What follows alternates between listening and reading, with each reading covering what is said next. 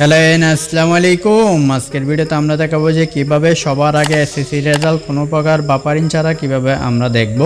আর video শুরু করার আগে বলবো যারা আমাদের চ্যানেলটি সাবস্ক্রাইব করেন না তাদেরকে সাবস্ক্রাইব করে রাখুন এবং ভিডিওটি সম্পূর্ণ দেখার অনুরোধ রইল। তো চলুন শুরু করা যাক।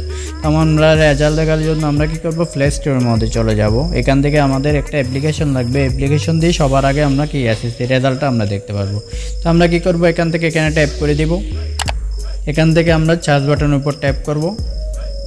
এখানে আমরা রেজাল্ট সার্চ করে দিব।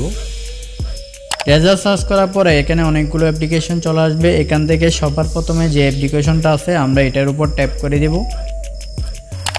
তো এটা আমরা ইনস্টল করে নিয়েছি, আপনারা সবাই এটা ইনস্টল করে নেবেন। এখান থেকে আমরা সবার আগে এই অ্যাপ্লিকেশনের মাধ্যমে আমরা কি রেজাল্টটা দেখতে পারবো। তো আমরা কি করব, এখানে ট্যাপ করে দিব। এখানে ট্যাপ করার পর এখানে সব রকমের রেজাল্ট এখান থেকে দেখতে পারবেন। তো এখান থেকে যদি কোনো পারমিশন থাকে ফার্স্ট অফ অল আপনি কি করবেন, পারমিশনটা অ্যাকসেপ্ট দিয়ে দিবেন। তো আমরা যেহেতু এসএসসি রেজাল্ট দেখবো, আমরা কি করব, এখানে এসএসসি রেজাল্ট এখানে ট্যাপ করে দিব।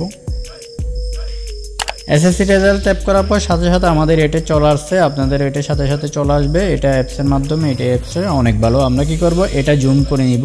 এখান থেকে আমরা এই অপশনটার মধ্যে আমরা জুম করব, বাইরে কিন্তু করলে কাজ হবে না। আমরা এখান থেকে এটা জুম করে নিব। তো জুম করার পর আমাদের এই ফর্মটা আমাদের ফিল আপ করা লাগবে। তো আমরা কি করব, এখান থেকে ফার্স্ট অফ অল ট্যাপ করব। এখান থেকে আমরা এসএসসিএন দাখিল দিয়ে দিব। এখান থেকে আমরা ইয়ারের উপর ট্যাপ করে দিব। এখান থেকে যেহেতু 25 সালের রেজাল্ট, যেহেতু কালকে রেজাল্ট দেবে, আমরা আজকে ভিডিও করতেছি, আমরা গত বছরের একটা রেজাল্ট আমরা এখান থেকে দেখবো। আমরা কি করব, 24 সাল সিলেক্ট করে দিব।